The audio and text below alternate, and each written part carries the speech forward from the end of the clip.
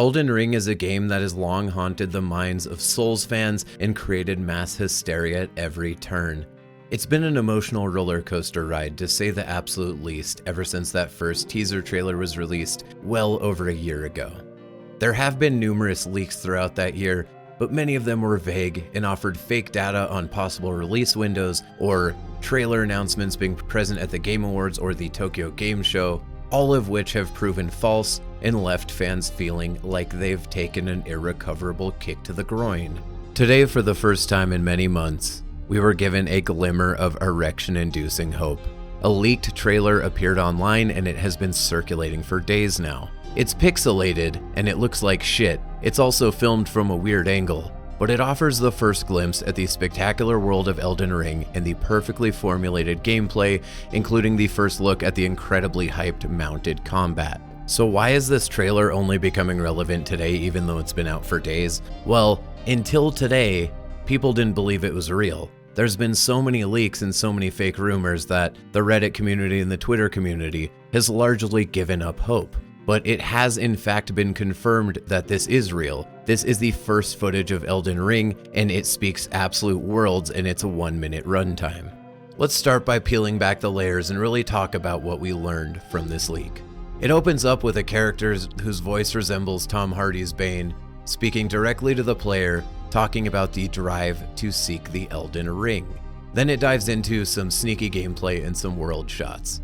First, I want to touch on the overall appearance and feel of the game in comparison to other From Software games.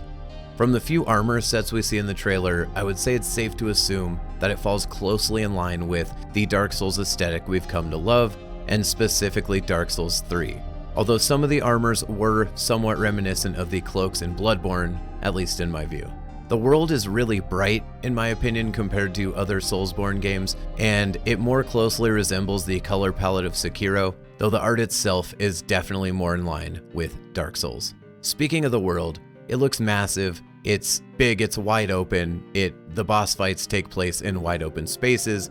It is just as described and just as we've thought, and this trailer was clearly made to showcase that, as it shows the character traveling through the snow or sand or whatever the shit on a horse. Now, I think the biggest mystery when going into Elden Ring was what the combat was going to look like, because From Software have maintained the same combat style while mixing it up in games like Sekiro and games like Bloodborne, and I would argue that the pacing of the combat in Elden Ring from what we've seen looks almost identical to that of Dark Souls 3, though the combat itself looks much smoother, and I would compare it more to the Demon Souls remake but faster. This is a positive thing though, because the pacing in Dark Souls 3 is arguably the best in the series, and the impact and feel of the Demon Souls remake combat is damn near perfect.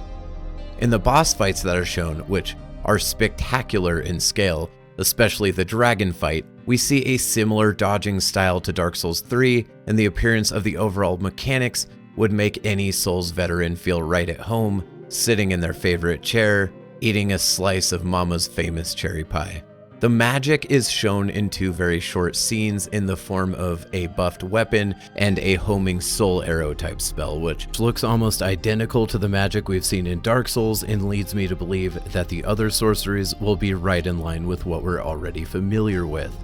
The weapons in the trailer all look like what we've come to expect from a From Software game, though in one of the last scenes there was something interesting I noticed. It shows a character walking and it almost looks like he has a cannon in his offhand and a Morning Star looking style weapon in his main hand. I have no idea if this is accurate because the quality we are seeing and the shittiness of my vision, though some variation like this would drastically change the gameplay, kind of like what we saw in Bloodborne with the addition of guns and bullet parries. The leak was only a partial trailer, and it's been said that the footage following that wasn't leaked was some sort of montage of the melee combat, which would have given us a far better idea of the weapon variety. The one final thing I wanted to touch on with the gameplay was the sneaking mechanic that it shows at the beginning. This is really interesting because we've never seen anything like this before, but it leads me to believe that there may be a more defined class identity in Elden Ring, though it's impossible to say, but The character shown sneaking is clearly wearing some kind of rogue, light armor with a double dagger preparing for an assassination type kill. Obviously I'm speculating, but your class choice may influence your experience far more than we've seen in the past, where it's simply a starting point, although it is nearly impossible to say right now. Now, regardless of what people on Reddit and Twitter are saying, the presence of the trailer itself means far more than anything it contains. It means that they have a finished trailer to show, but aren't doing so by choice. Could this be because the game is delayed until 2022 and they don't want to build hype just to destroy it? Is it because the non-marketing marketing works so well that they wanted to save this footage to show directly before announcing the game's release? Whatever the reason for this, Miyazaki has a plan with it, and we've always been able to trust his work in the past. I think there's no reason that we shouldn't now. Jason Schreier is an esteemed video game journalist and aficionado who has covered Elden Ring in great detail, and he's tweeted multiple times this past week talking about everything happening sooner than later. What he's referring to is a full reveal of Elden Ring and its systems, not necessarily a release date. He said, quote, "This isn't a Winds of Winter situation.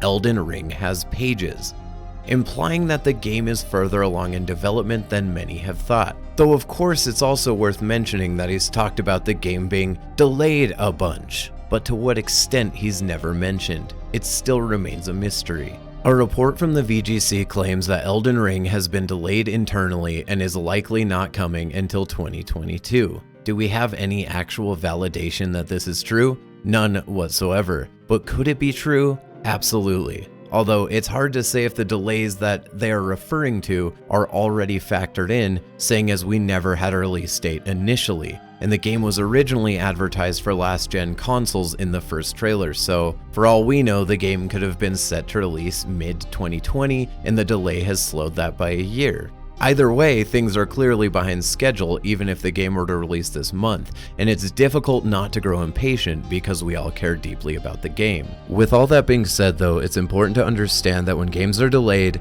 it's usually for a good reason. Although, to call Elden Ring delayed doesn't actually make sense because that would imply that it had a release date to begin with, and the developers have never even given us a vague release window. And though it's difficult, we must be patient and understand that Miyazaki and his team would never deliver a subpar product. They would never give us the Souls version of Cyberpunk 2077.